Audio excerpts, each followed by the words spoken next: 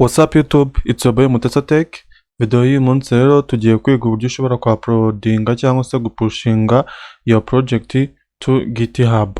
GitHub rero nimba uri umu software developer cyangwa se IT ugomba kubiyizi kubera ko GitHub ni ingirakamaro cyane muri IT field. So rero tudatinze rero dukurikije ino wallpaper iri aha ngaha imbere yacu ukuntu imeze niyo process ibintu byacu biri buze gucamo.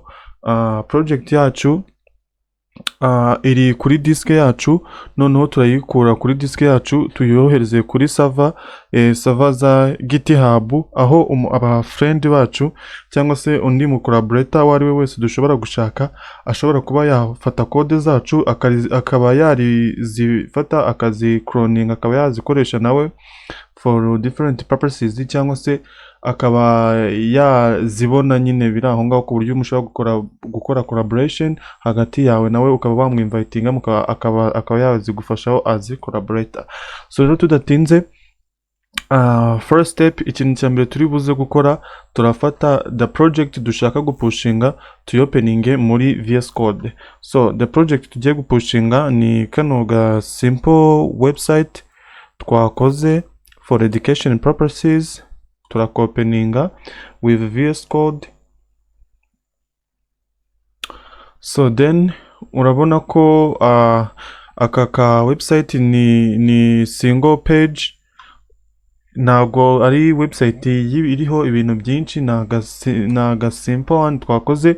Ikintu turi bukora aha ngaha turakaraninga kugira ngo murebe the output kuntu imeze. So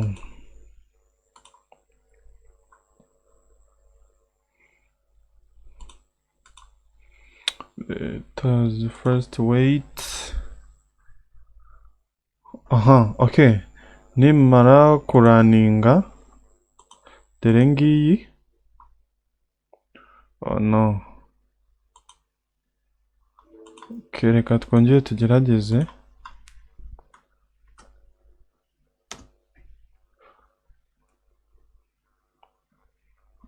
Okay, ngiyi iyi ngiyi niyo website tugiye gupushinga kuri GitHub yacu. Mbibutsa ko ushobora gushyira code zawe cyangwa se project yawe kuri GitHub for different purposes. Ushobora kuyishyiraho kugira ngo uyibike, ushobora kuyishyiraho kugira ngo undi muntu aze mu collaborating aba yagira ibintu ayigufashaho iyi project yawe wa uploadinze. So rero project tugiye gushyiraho ni iyi ngiyi. Tuze hano ngaha muri terminal, mbibutsa ko abantu batazi terminal ahantu iba, dore uza hano handitse kuri tuno tudomo dutatu, warangiza ukaza hano kuri terminal ukahita ukanda hano kuri new terminal. So warangiza rero gukora ibyo ngibyo, ikintu uhita ukora uhita uza muri browser yawe iyo ari yo yose waba uri gukoresha.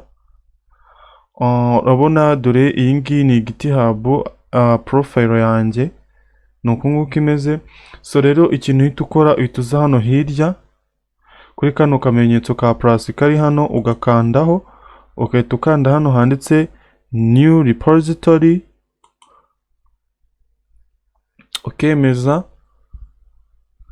After that uza aha ngaha kuri repository name ugashyiramo izina rya repository yawe. For example, dore ngewe izi ni zimwe muri project zanjye ziriho. Rero tugiye gushyiraho indi name nshyashya ya project tugiye gushyiraho. Reka tuyite wenda example. Tuyite example, bahita bacekinga aha ngaha ko iryo zina ushyizemo riri available. So then after that turamanuka hano hasi, uza hano kuri public, ushobora kuyigira private. Ino project yawe yigize private, mbibutsa ko ni wewe wenyine uyibona, nta wundi muntu ushobora kuyibona. Noneho iri public umuntu wese ushobora kuba ya visitinga profile yawe ya GitHub ashobora kuba yabona iyo project. Noneho ngaha ibibindi by'ama license ushobora gushyiraho license nyine kuri iyo project yawe, ushobora gushyiraho readme. Ibi bindi tuzabivugaho nyuma, reka twebwe ibi tubikipinge gutya bimeze, twikandire create repository. So rero ibi ngibi iyo tumaze kugira ahangaha ni nkaho ibintu biba birangiye. Ahangaha ikintu tuhita dukora, turaza dufate uno murongo uyu nguyu from here, uyu murongo wose tuwukopiye tube tuwubitse kuri clipboard, maze tugaruke muri VS Code yacu twandikemo git init then enter. Urabona ko repository yacu yamaje kuba initialized. Tuhite twandikemo git add space dot twemeze. Niturangiza noneho tuhite twandikamo git commit space, hano tuhite twashyira message yacu like this. Reka twandikemo for example commit then enter. Iyo bigeze ahangaha rero tuhita dupestingaho wa murongo twakopiye mu kanya. Tuhita dukanda Ctrl+V dupestingeho wa murongo, then numara kuba pasted tuhita dukanda enter. Okay, ibyo nibirangira tuhita twandikaho git push origin master then enter. Waiting.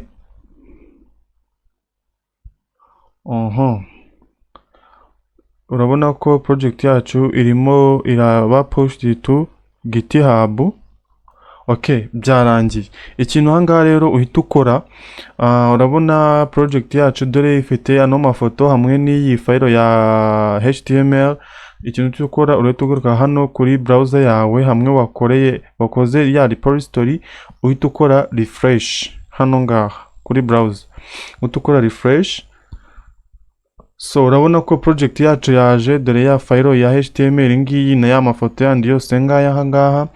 Noneho urabona ahangaha bari kutwereka language zikoze ino project yacu twapushinze ahangaha. Hano ngaha bagenda bakwereka languages na percentage yazo. Wenda nimba hano harimo CSS, HTML bashobora kugenda babitwereka hano, ngo wenda harimo HTML, JavaScript, CSS, bagenda bazitwereka zose. So rero as professional developers, kugira ngo wenda ushobora kuba ufite repository nyinshi, noneho ukaba wabona gutya nk'uko imeze, ushobora kuba uzifite ari nyinshi zandi, wenda ari ama repository menshi cyane, ama project menshi. Hari ikintu ngewe nkunda gukora, namwe nshobora kubashishikariza gukora, kwadingaho readme. Ushobora gushyiramo ibintu byo aribyo byose ushaka, ariko reka twebwe kuri inshuro muri readme yacu twishyiremo agafoto ka project yacu ku buryo dushobora kureba repository twaba turi kuyiviewinga, tukaba tubona na project izo code project yazo ngo ni iyihe, kubera ko ubu ushobora kuba ufiteho wenda ama repository menshi. Reka ahangaha twandikemo snip. Reka du snip tool ni nko gukora screenshot. So tuhite dufungura ya repository yacu gutya, reka tuzamure like this, then tuze dufate snip dukore screenshot like this gutya. Urabona ko ngiyi screenshot yacu tuyita wenda screen like this, then dukande save.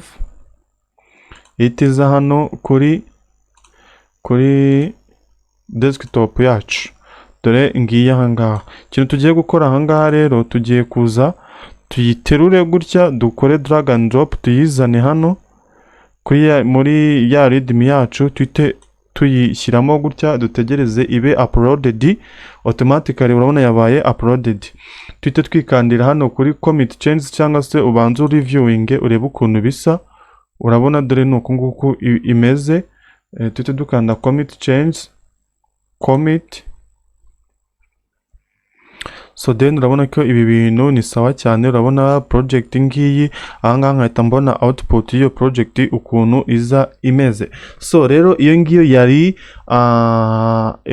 iyi methode imwe cyangwa se inzira imwe. Hari n'indi nzira imwe ushobora kuba wakoresha mu gihe waba ufite project ifite ama files gusa hatarimo ama folders, kubera ko nk'ino methode ya mbere mberetse ni methode ushobora kuba wakoresha mu gihe ufite ama folders, project yawe ifitemo folders nyinshi zigiye zitandukanye. Noneho hano hari n'indi method dushobora kuba twakoresha. For example, reka tugaruke hano, no not here, tugaruke hano kuri ahangaha dukore indi new repository, then tuyite second method, then dukande kuri create repository.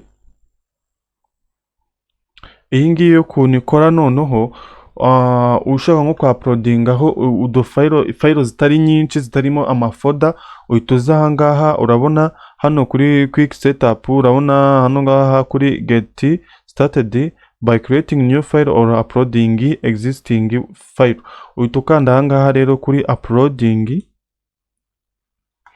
Wamara gukanda kuri upload ushobora gukora drag and drop cyangwa se ugaza hano ugakanda kuri choose files, ukahita uza ahangaha ukaba wacuzingamo file yawe. For example, reka wenda twa uploadingeho nanone wenda reka dushyireho ya screenshot twafashe, ariko ushobora no kuhita uza wenda ukahita uselectinga for example izi project, ino project yawe ukahita uya-uploadinga, ariko nk'uku nguku hano harimo ino folder yo ntago ishobora kuba uploaded twakoresheje buno buryo. Nidukoresha buno buryo haraza izi files ziri hano ngaha zose havuyemo ino folder iri ahangaha. So reka twa uploading for example ino file ya HTML open, then urabona hano hasi yabaye uploaded.